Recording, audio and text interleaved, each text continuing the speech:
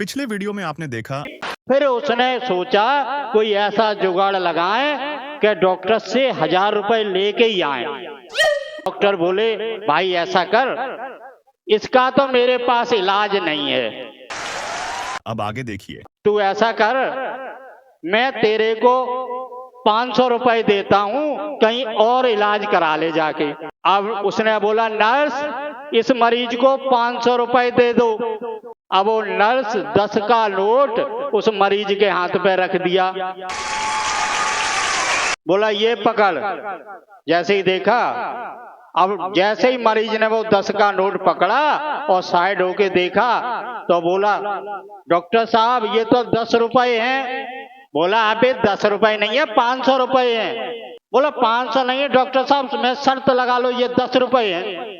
Doctor साहब बोले 100 रुपए दे, तेरी आंखें ठीक हो गई, तू बिल्कुल ठीक है।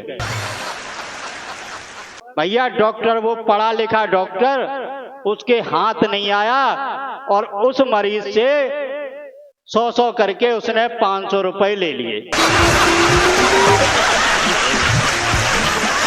सिद्धू पाजी, एक बार मेरे दोस्त ने मुझे पूछा कि ये बता तुम्हारे पास कितना पैसा है। तो मैंने कहा मेरे पास दोस्त बहुत पैसा है। बोला वो कैसे?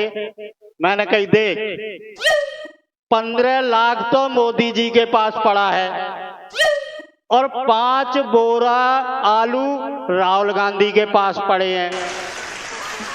जब तक मोदी 15 लाख मेरे अकाउंट में दे नहीं देते तब तक मैं उनको प्रधानमंत्री पद से हटने नहीं दूंगा, और राहुल गांधी जब तक 5 बोरा आलू का सोना नहीं बना देते तब तक उनको प्रधानमंत्री बनने नहीं दूंगा।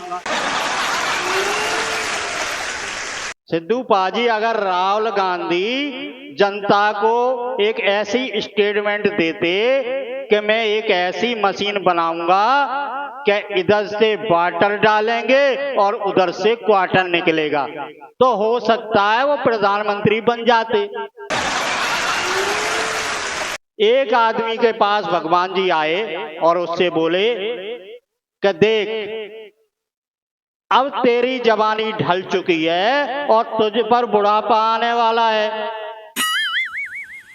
अब जब बुढ़ापा आने वाला है तो बीमारियां तो होंगी, लेकिन मैं तुझे 2 बीमारियां दूंगा। तुमने जवानी में बहुत अच्छे काम किए हैं, लोगों की मदद की है, इसलिए 2 बीमारियों में से कोई एक बीमारी चुन सकते हो। नंबर 1, आपके हाथ पैर कांपने लग जाएंगे, और नंबर 2,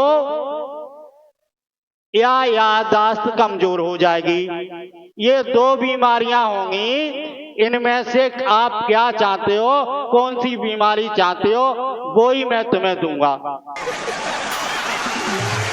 थोड़ी देर उसने सोचा और भगवान से बोला कि हे प्रभु मुझे 5 मिनट का टाइम दो, मैं अपने दोस्त को पूछ के आता हूं। और वो बूढ़ा गया अपने दोस्त के पास, दोस्त को बताया तो दोस्त बोला देख, तो दोस्त बोला कि तू ऐसा करियो कि हाथ पैर कांपने की बीमारी ले लियो। क्यों? कि अगर हाथ पैर कांपेंगे तो एक आध पैग छलक जाएगा तो कोई बात नहीं है, लेकिन अगर याददाश्त कमजोर हो गई, तुम यही भूल गए कि बोतल कहाँ रखी है, तो बहुत बड़ी दिक्कत हो जाएगी। तो एक पुलिस वाला सिपाही घटना स्थल पर पहुंचा और वहीं से उसने अपने थाने में अपने सीनियर इंस्पेक्टर को फोन किया। बोला साहब गजब हो गया। तो थानेदार बोले क्या हो गया? बोला यहाँ मर्डर हो गया। बोला वो कैसे हुआ, किसने किया? बोला साहब एक पत्नी ने अपने पति के गोली मार दी। बोला वो कैसे मार दी? वो पत्नी पोंछा लगा रही थी और पति गीले फर्श पर निकल गया और पत्नी को गुस्सा आया, उसने अपने पति के गोली मार दी। तभी वो सीनियर इंस्पेक्टर बोला उस पत्नी को अभी तुरंत गिरफ्तार कर लो। अब सिपाही बोला, अरे सर अभी मैं नहीं कर सकता। बोला क्यों? कि अभी भी फर्श गीला है।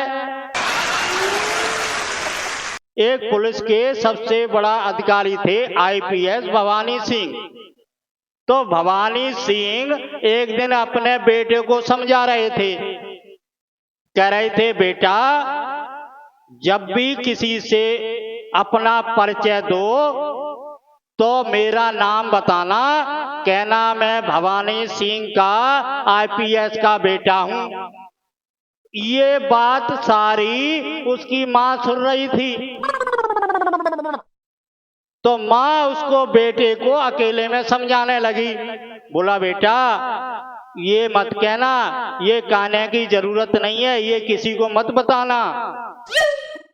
अब मां ने इसलिए बोल दिया कि ये बात कहेगा, ये बाप की बताई बात कहेगा तो इसे घमंड आ जाएगा, इसलिए मां ने मना कर दिया।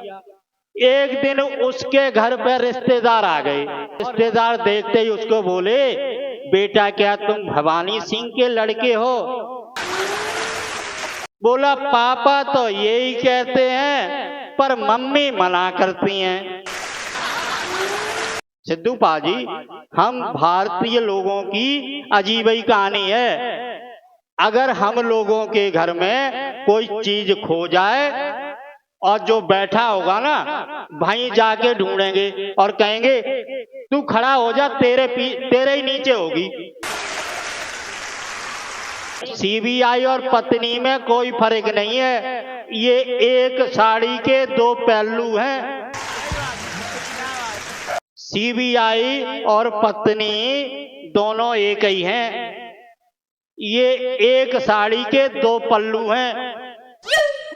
सीबीआई तो भ्रष्टाचार लोगों को खोजती है और पत्नी अगर 15 दिन मैके चली गई हो और वापस आए तो वो अपने पति के मोबाइल में गर्लफ्रेंड का नंबर ढूंढती है। तो हुआ ना दोनों का एक जैसा ही काम।